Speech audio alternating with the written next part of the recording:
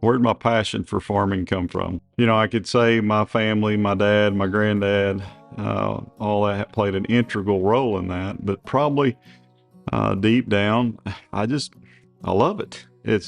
I know beyond a shadow of a doubt, it's what God put me on this earth to do. And I like to eat. If I had a mission statement for my life or my business or a motto, I'm a tenant. We're all tenants. I'm a renter. There's nothing here that will leave me when I leave this world.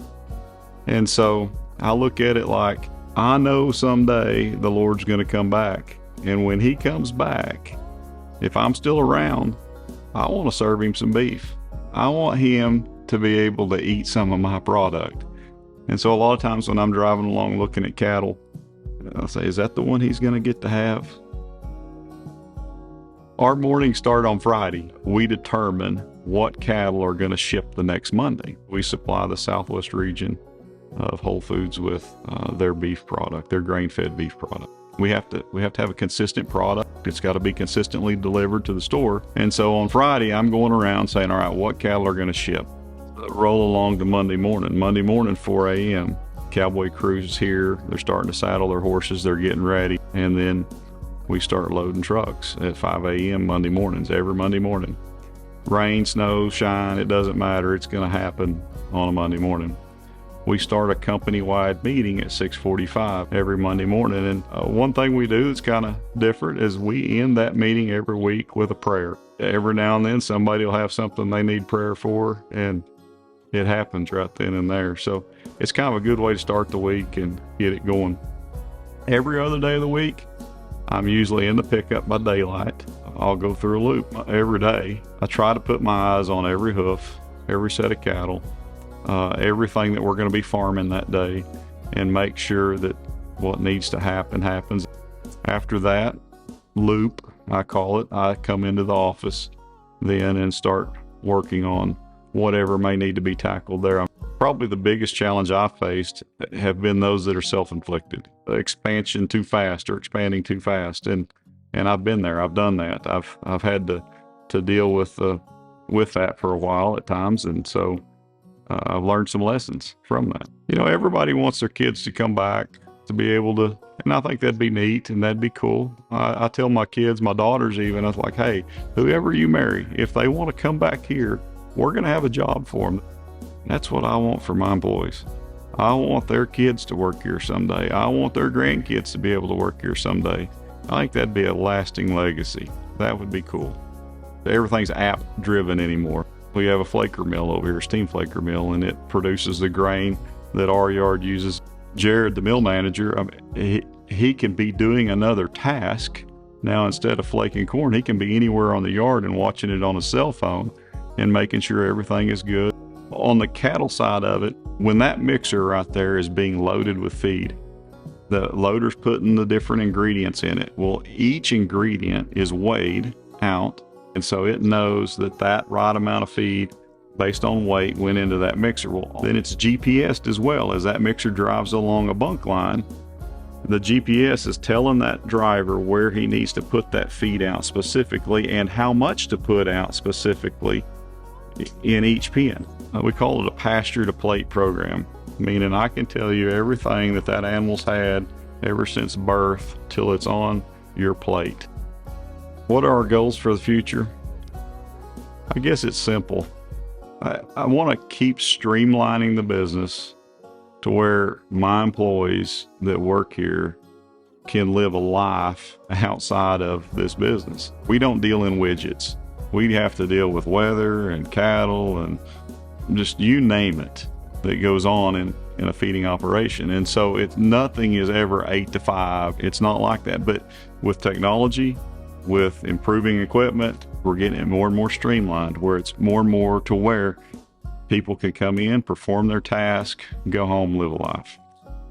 With so many changes in agriculture, what do I do to figure out what the next step might be or where things are going? I usually go to the grocery store. I go walk down the aisles and I look and see what consumers are buying. I like looking at the stuff myself to see what other companies have come up with and what unique thing might we do. in the last 10 to 15 years, I guess, probably the thing that's helped our operation out the most was two things. One, focusing on growing the forages for this operation and not trying to do it all. You just can't do everything once you get to a certain scale and size. And so we focus more on buying the grains from the local farmers, and we try to grow the forages on our farm. Just the whole flaker mill process and the technology behind that and what it's done for our feed efficiency and improving that area has been a good thing. What I think makes this operation successful, I'd have to say, first and foremost, just the Lord allowing us to be here, number one. Number two, it's employees. If it wasn't for the employee crew that we have, we couldn't get it done.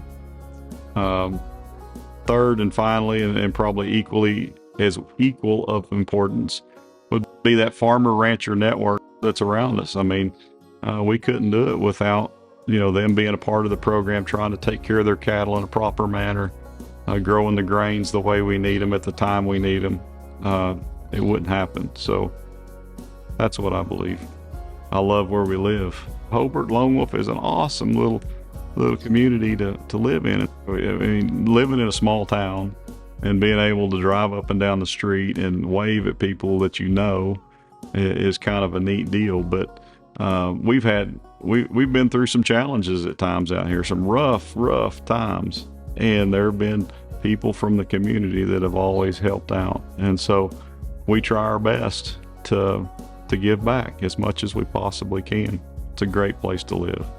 How we help other people succeed in this industry, I think, is through upgrading the value of the products they grow and raise on their own family farms. When we are purchasing their cattle, they're getting paid a premium for that because they're doing it in a manner that we believe in and want to take on to the store level. So I think that's one way that we've really helped those in agriculture around us. What advice would I give to the next generation farmer? I guess I feel like I am that generation farmer. I need to take my own advice at times, probably. I would probably say just be willing to endure. This is a tough business. I mean, there's ups and downs, cycles. Find a way to upgrade your product and take it to the next market and the next level. And that's all we did. That's all we've done here, is taking a beef product, a really good beef product, and taking it to the next level. And that's what I would advise them. How would the Manitou be an asset to our operation? I'm very fortunate. Okay, we already have a Manitou, so it's used almost every day, and it's always used in some task that a wheel loader or a tractor can't normally get to. But we love it in the hayfield. We love loading hay trucks with it. We're always using the boom to boom out and do something that we couldn't normally reach or whatever. To be honest, what would we do with it? I'm going to send it down the road to my dad. He's a proud dad. Honestly, I wouldn't be here without him helping out. He still loads his feed with this same old tractor that he's used for the last 40 years. And so I'm going to let him use it if we were to win it. Why would it be an honor to receive 2023 Operation of the Year? Well, it would definitely be an honor, but we don't deserve it. I mean, there's a lot of operations around that are deserving of it. And we're just humbled that my dad decided to nominate us. And so I'm thankful. Hi, I'm C.R. Freeman from Hobart, Oklahoma. I'm a finalist for Operation of the Year 2023 from the Southern Plain region.